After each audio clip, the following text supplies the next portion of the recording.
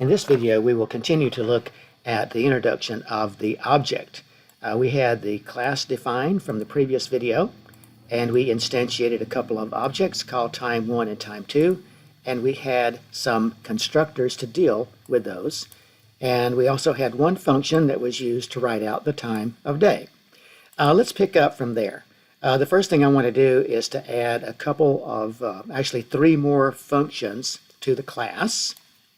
And these functions are going to be, well, let's just put them right in here. These functions are going to, one is to increment the clock, and it's going to be time of day. That's going to be the type, and the function is going to call it increment. Okay, and let's see, increment, and it will not have any arguments, so we'll just have empty parentheses there. The next function I want to add is going to be one that we'll use to compare times. So it will return true or false, so that will be a type Boolean, and we'll name it equal. And it will have an argument of type time of day called other time. Okay, and we'll add our semicolon after that. And the third and last function will also return true or false. So it's a type Boolean, and it compares less than. It's also going to have an argument, time of day is the type, and it's going to be also other time. So now we have added 3 more member functions to the class. We have to write the code for these as we would any other kind of function. So before we start to use these, we have to write the code. So let's scroll down to the bottom of the program, and let's type in the code that goes with these functions. Okay, this one is time of day increment. So let's start with that one. So the function is going to be type time of day, and it will be bound, of course, to the class time of day. And the name of the function is increment, and it has no arguments. The purpose of this function is to just add 1 second to the current time. So whatever the time happens to be, this function, when we call it, it'll add 1 second. Inside this function, we are going to have another object instantiated. Okay, so it's time of day. Time of day is, I'm sorry, time of day is the type, and result is the name of the function. And it has arguments hours, minutes, and seconds.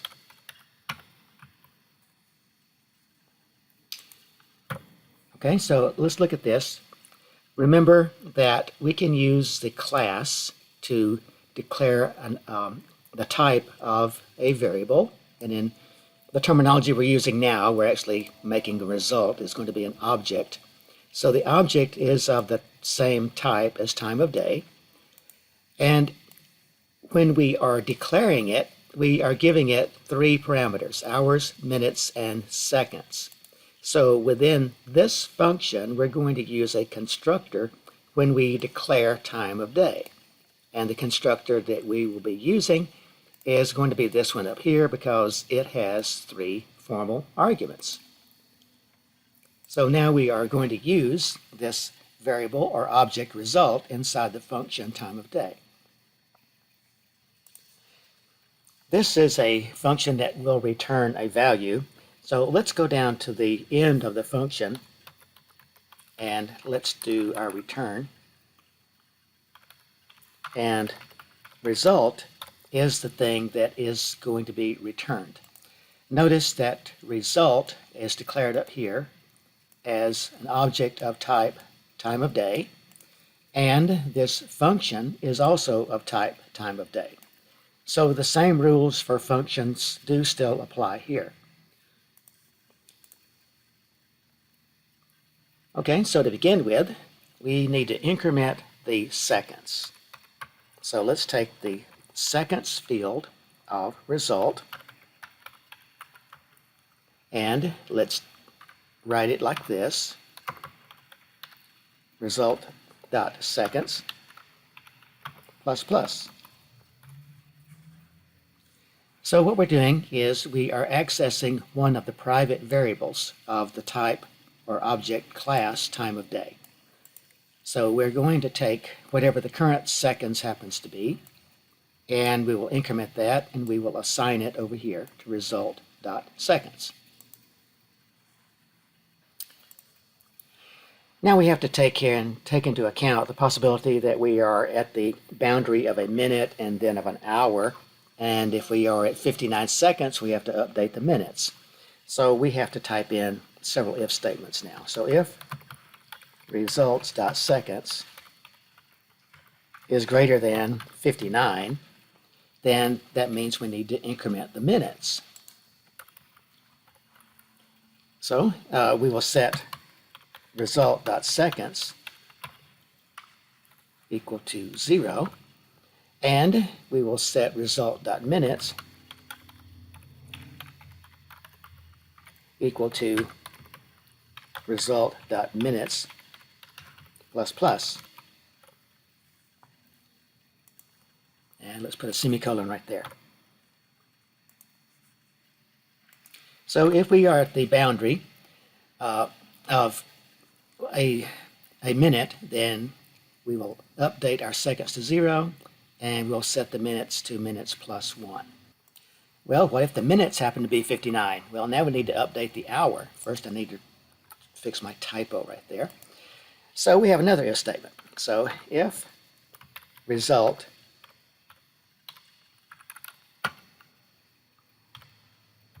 dot minutes is greater than 59, then we will need to set the minutes to 0 and update the hours.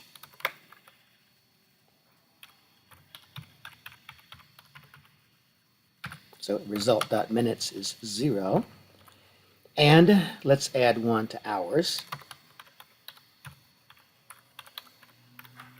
Result.hours equals result.hours plus plus. Now, if the hours is approaching 23 or 24, then we need to update that as well. So we're using the 24-hour clock here.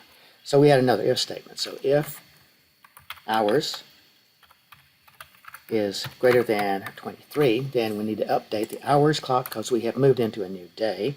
So we have result.hours is going to be reset to 0 because we did just cross over from midnight, and then that will take care of it. So this function is going to update the seconds and the minutes and the hours, and those are the private variables that go with the class time of day. The other function that we will need is a test equal function, so let's go ahead and do that one next. The test equal function will compare 2 times. So 2 objects will be passed into the function, and then it will just compare the times. If they're equal, it will return true. Otherwise, it will return false. This will be a Boolean type. Okay, Boolean, the type is, the binding is time of day. We always have to bind it to the class, and the function is called equal. And it has a formal parameter of type time of day. That's called other time. Then we have the body of the function. Then we need to write code to make this work. Well, okay, this one is going to return true or false. So let's have a local variable that's a type Boolean called value. And we can set it to whatever we like here. True or false, turns out it doesn't matter. Then the way we compute it is like this. Okay, value is going to be equal to some long conditional statement. So it's hours first. We'll compare the hours. If the hours is equal to the other time hours, and then of course we need to make sure the minutes are the same. minutes is equal to the other time dot minutes, then if those two are the same, the next thing we have to make sure about is the seconds. So seconds equal to other time dot seconds. If all of those are equal, then the result is true for value, and we return value.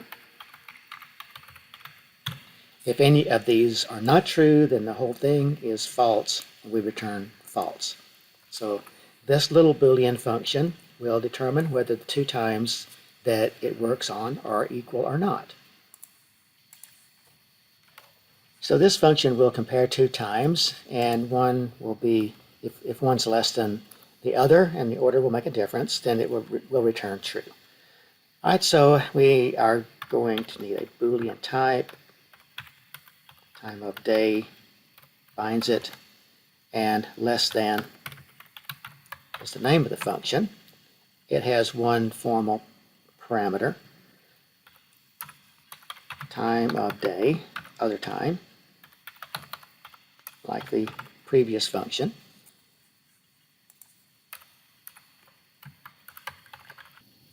Now let's add the code to make the time of day, actually the less than function work. So we need Boolean value again. And we can set that to false. Really, it doesn't matter what we set it to here because it will be changed by this next statement. Value is going to be equal to the hours less than other time hours. So that's the first part of this. We're comparing two things.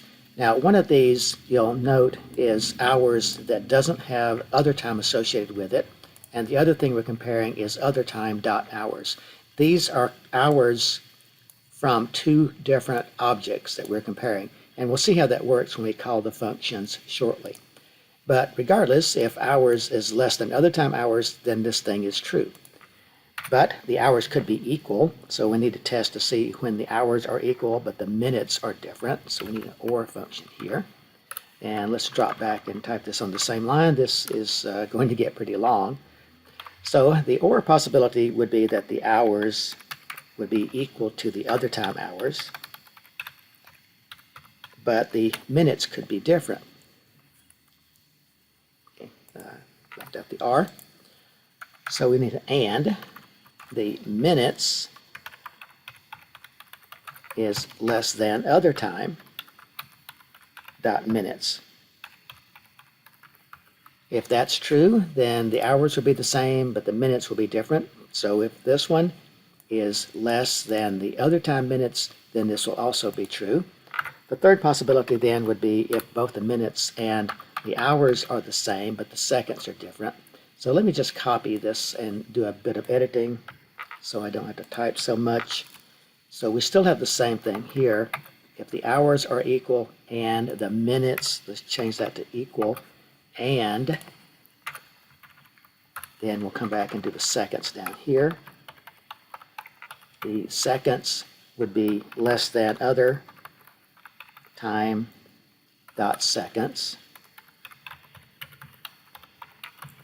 Then in this case, if the seconds would be less than other time seconds, then that means that also the object that has that as its private variable would be less than this object, and the whole thing would be less than.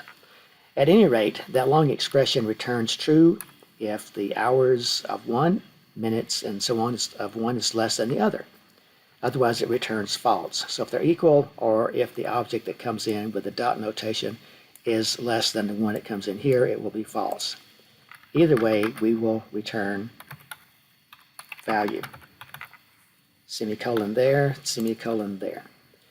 Now, this completes the coding of the functions. Let's scroll up and call these other functions to see what's going on.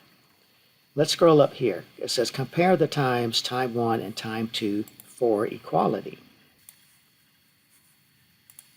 In order to do that, let's see how we can use this equal function. So if time 1 dot equal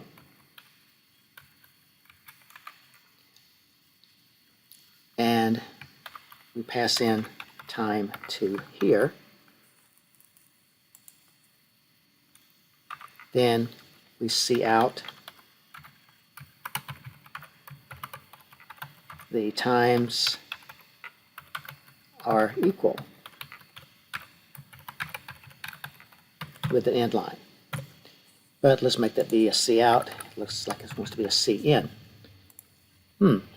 Now, let's go ahead and do this. If they're not equal, let's print out something there too. So let's just print out else C out the times are different with an end line here. And let's also put a system pause here. In fact, let's just move this system pause down so that we don't get into the other functions just yet. Okay, now then, look at how we are calling the equal function. Equal is one of the member functions of the class time of day. We can use either object time1 or time2 in order to call equal. We can do either one of those. In this case, we're going to use time1 with the dot notation, and then we have the name of the function. So we're calling the function, but we're sending it as an argument time2. Okay, so time1 is going into the function because it is one of the members of the class time1. But we're passing time2 in as an argument the way we would normally do with the function. And I know this is something totally different. Let's now go down to the function and let's look at what's happening down here. When we get to equal, we have hours, we have minutes, and we have seconds. These belong to time1. Okay, these private variables belong to the object time1 that we're using to call the function. Other time is time2. Other time is a parameter, and we're sending in time2 as a parameter. So these variables over here, without the dot, hours, minutes, and notation, hours, minutes, and seconds, those belong to the object that is being used to call the function, in this case time1. And these others, these hours, minutes, and seconds, those belong to the function argument other time. So when we call the function equal, time1, we don't explicitly pass hours, minutes, and seconds because they go in as part of the object that's being used to call the function. Time2 passed like a normal parameter, so we do have to access its members using the dot notation. Right, now let's just go ahead and compile and run the program. Here you see the result. The time1 equals 5:30. That came from the cout time1, the time1.write function up there, and the time2.write functions. The times are different. Well, that came from the if statement here when we called time1 equal to time2. It returns false, so the times are different. Okay, so we know that they're different because we just showed them here. 5:30 and 0 are different times. So the result is the times are different. Now, let's move down. The next statement says make the times equal and do the operations again.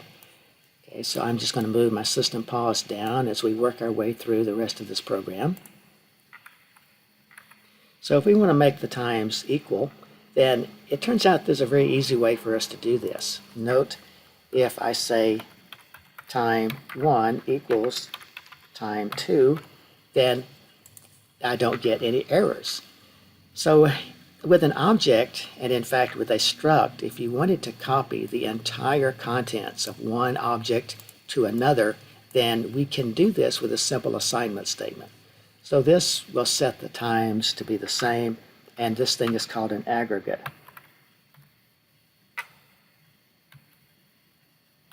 It's an aggregate copy. It copied everything with just one assignment statement here. Okay, now that we have made them equal, then let's just copy and let's paste our if statement from up here to compare the times. And this time, since they're equal, then the output should be the times are equal. Okay, so let's go ahead and compile and run the program. Okay, here we have the results. So this time you can see that we get the times are equal. So in the first set of the if statement up here, the times were different, so we got the output, the times are different. We made the times equal here, and we called the function again, and this time it came back that they are the same. So we did see the times are equal here in the output.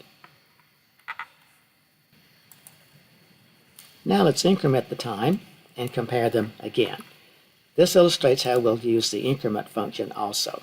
Okay, let's go look at the increment function again. And where is it? Here we go. That's the increment function. So with this one, it is a call by value. It returns a value called result, so we will need to make sure we collect that information in the main program. So the way that we need to call this function would be, let's use time 2. Time 2 is going to equal to time 2 dot increment, semicolon, except the increment function does want empty parentheses. Now let's write out the 2 times and let's compare them. So we have code already to do that. So let's just copy that block of code and let's paste it here after we increment. Then we can write out time 1, we can write out time 2, then we'll compare them, and then we will stop. So let's put the system pause back right there.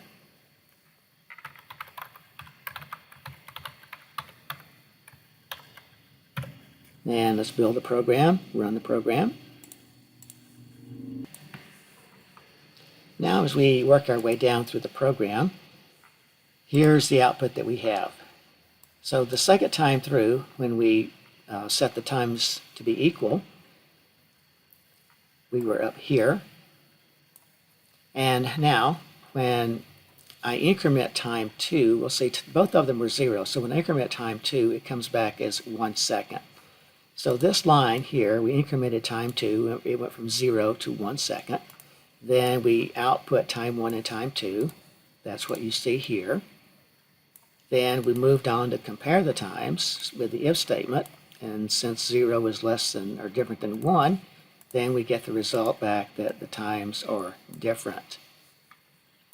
Now let's move on and do one more change.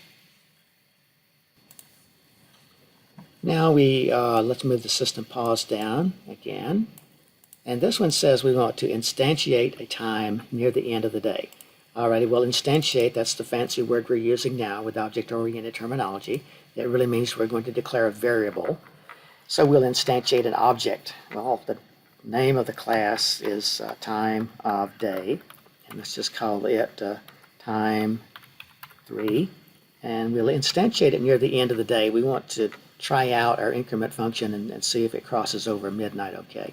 So time of day, time 3, so let's do 23 hours and 59 minutes and 30 seconds, or let's make it 50 seconds. Okay, now note, remember that when we do this, then we call our constructor and it sets the time of the private variables hours, minutes, and seconds to 23, 59, 50. So that's what this line does. Now, and let's just eliminate that system pause because we're at the end anyway. So let's back that up. Let's print out time 3. So again, I can borrow some code here, copy that, and just so that we'll have it written back to the screen, we will print out time 3 and time 3.write. Now this one says that what we would like to do here is let's go into a loop and let's increment the time and print it out until it crosses over midnight. So we need to add 10 seconds. Then we will see if our increment is working correctly. Alrighty, so that's easy enough. We just need a little for loop here. For int k is equal to 0, k is less than or equal to 10, and k plus plus. Inside our loop, we want to increment the time. So the way that we increment time 3 is we have to invoke the function for time 3. So time 3 dot increment with empty parentheses. That adds 1 second.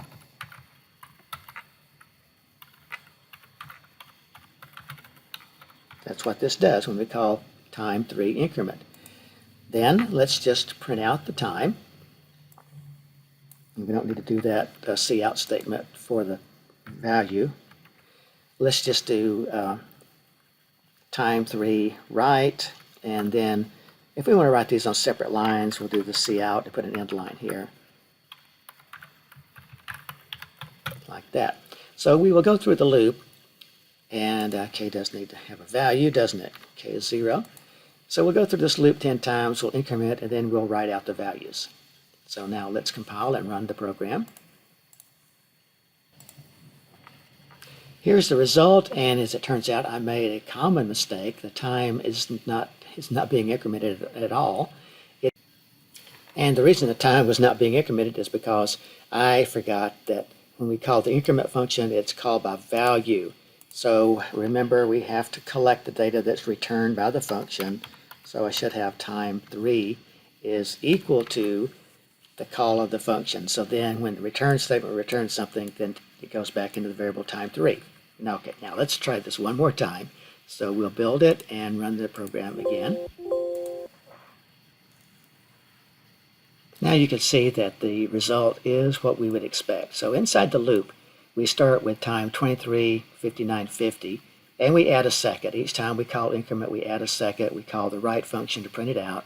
So the time changes 51 all the way up to 59, and then when it reaches the 2400 time, it turns out that there actually is an error that should go to 0, so I need to go fix that function.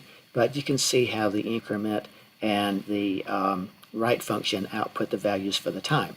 Well, let's go back and fix that function, the increment function, which is really what we were testing at this point anyway. So let's go back in and fix that. Here I scroll down to the increment function, and what I've done is noticed I left off the result dot here. So in the previous if statements, I'm using this local variable result, but I failed to use the dot notation here, and I just wrote hours when it should be result dot hours. So that was the error right there. Right, okay, now one more time. Let's build it and run the program. And here you see we now have the correct results. So when we get to the end of the day at 23:59:59, we increment to midnight, and then we go into the early morning hours where it's 1 second past midnight, and that's the correct time.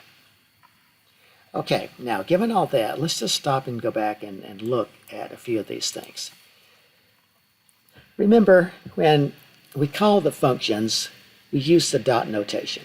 So when you see inside these functions, you just see hours, minutes, and seconds without a dot notation associated with them. That means that they are the private variables that were used when we access the function using the dot notation, like time 1 dot equal or time 2 dot less than. The other ones inside these functions, where we have other time and then the dot notation, that references the object that came in through the argument list. So when you are writing in an object-oriented mode, then you can pass in the variables, the private variables that belong to an object when you call the function, but you can also pass in as many arguments as you choose as well. Any arguments that come in as type time of day, then you do need to use the dot notation to get to the parts of that particular object. So hopefully that is clear. If not, then maybe you should rewind the video and watch parts of it again. Now, to close this out, let's go back up near the top, and I want to show you that we can call these in equivalent ways. Let's go back to the first part of this where we're comparing time 1 and time 2 for equality. In this case, I'm calling the equal member function of time 1. Then the equal function automatically gets the private variables hours, minutes, and seconds of time 1 here. It gets the entire set of arguments for time 2 because of this argument that gets passed in. We can get the same result if we happen to choose time 2 dot equal and time 1 over here. So we have swapped them out. In this case, we're calling the equal function and we send it as part of the time 2, or I should say the time 2 object. We send its private variables in when we call the function here, but we send the parameters for time 1 through this argument list here. So now we will get the same thing. We just I can just show you we're calling them in the alternate technique. Because we're comparing equal, they're both going to be equal, so it doesn't matter. But we could have called it in either way. So let's build this and run it. And we'll see that these will turn out to be equal. Let's pull this over. So now, even though I have changed the time 2 and time 1, I'll swap those out, we still get the, in this case, the times are different because they were different up here. Time 1 is 5:30, times 2 is still 0. Then, if I do set them to be the same time down here, and then we call this one again, and this time 1 is over there, time 2 is over here, then we see that they are equal because I just set them equal. Anyway, that opens up then a lot of new territory for discovery with object-oriented program. This little program is hopefully simple enough that you can see the concepts of how to write the code, the syntax of how to write the code, and the new way that information can be passed when you call a function by using the private variables. Well, this video has gone on far long enough, so we will close this example here, and we'll pick up with another subject in another video at a different time.